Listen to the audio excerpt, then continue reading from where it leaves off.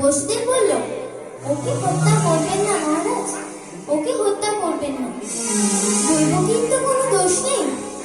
আমি আপনার কাছে অনুনয় বিনয় করে বলছি, মহারাজ, দৈবকীকে হত্যা করবেন না, দৈবকীকে হত্যা করবেন না। আমি আপনাকে এই সত্য প্রতিজ্ঞা করে বললাম, মহারাজ, আজ থেকে দৈবকীর যত পুত্র সন্তান জন্ম নেবে সব আমি আপনার হাতে তুলে দেব। আপনার যা ইচ্ছা আপনি তাই করবেন। তাই কংস মহারাজ বলল, বসুদেব, তুমি সত্যের পূজারী, ধর্মের পূজারী। পিতা হয়ে প্রতিটি সন্তানকে মৃত্যুর মুখে ঠেলে দিতে পারবে তো? বেশ, আমি তোমার বিশ্বাস করলাম। তাই রথ ঘুরিয়ে নিয়ে এলেন রাজভবনে আর বললেন, আজ থেকে তোমাদের দুজনকে কারাগারে বন্দী হয়ে থাকতে হবে।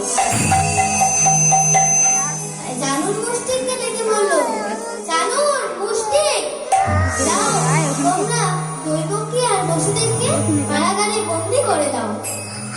তাই জানুর মুষ্টিক কারাগারে গিয়ে দৈবকী আর বসুদেবকে বন্দী করে দিল। তাই অবস্থা এইভাবে 1 দিন, 10 দিন, 1 মাস পেরিয়ে গেল।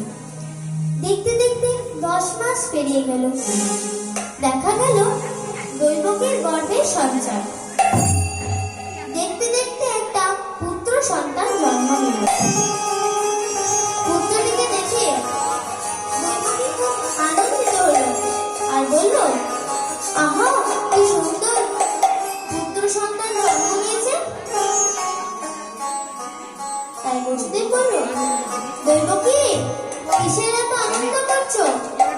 তুমি কি ভুলে গেছো সেই প্রতিজ্ঞার কথা?